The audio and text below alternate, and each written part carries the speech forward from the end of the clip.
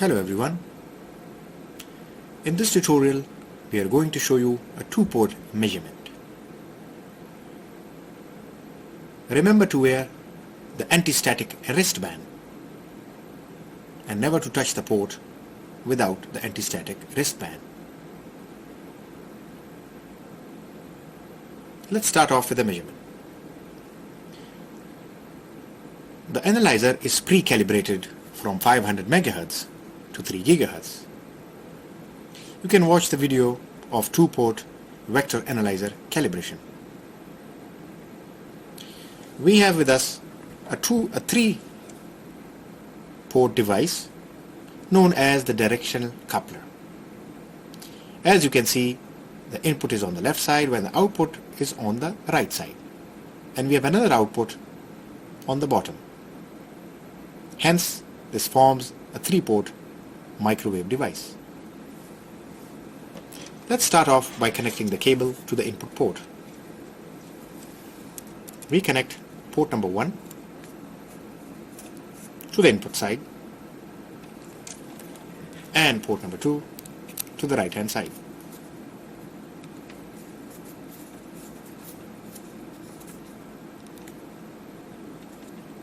Port number 3, it's important to ensure that every port is terminated with a 50 ohm termination, as the current analyzer has only 2 ports, so the third port is terminated with a 50 ohm load as shown. Let's look at the response of this microwave device.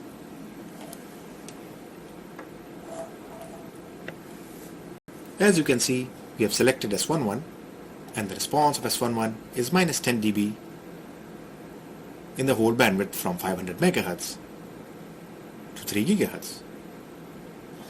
Let's add another trace, new trace, and analyze the matching of port 2.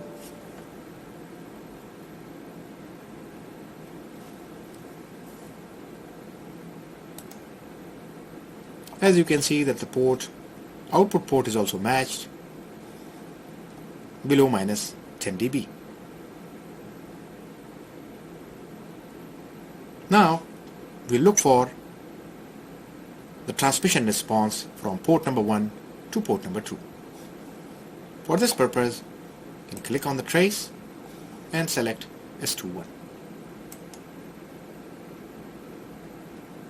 Another option to change this is to come to trace, select measure, and you can select whichever you want to measure. For instance, let's select trace number 2, go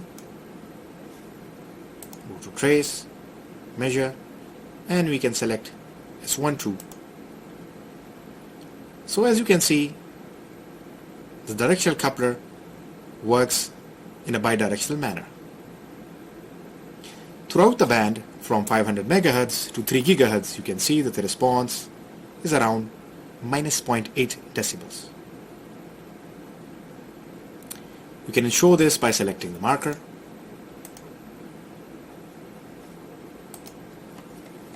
and you can use the knob to change the marker position.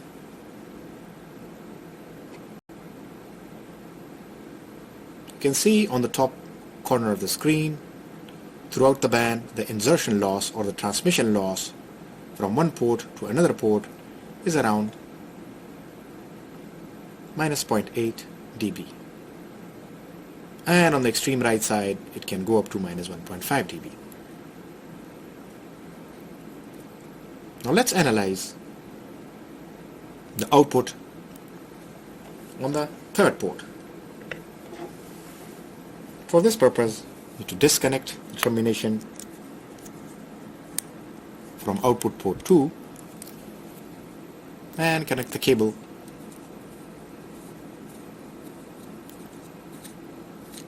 to port number 2. Again, it is important to ensure that you connect a proper 50 ohm termination to one of the port.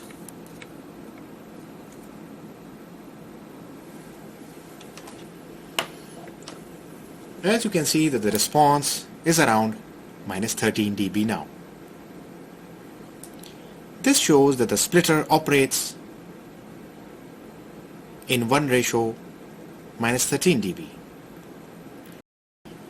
As we all know from the literature that the coupler provides a phase difference at the output port. Now let's analyze what is the phase difference among the ports. For instance, what we need to do, select right click, format, and select phase. We can delete the one of the trace as both are bidirectional. As you can see that the phase response at 1.75 GHz is minus 25 degrees. Let's connect the port back to the right side. Remember that we can only visualize one phase at a time. We disconnect the termination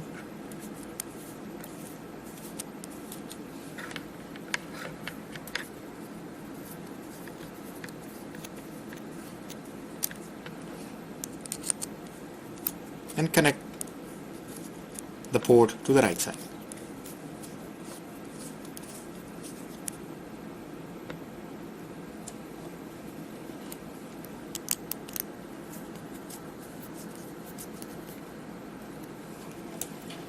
As you can see that the phase difference on the top port is 145 degrees. Thus, the difference between the port is around 180 degrees. This shows that the coupler is a 180 degree directional coupler, and it can be used from connecting the balanced transmission line to unbalanced transmission line, or in other words, it can provide a differential output at the ports.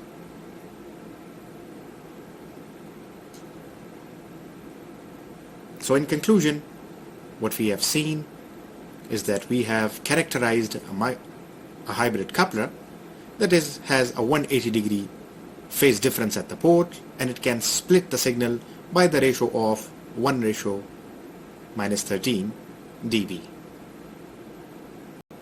Thank you for watching this video.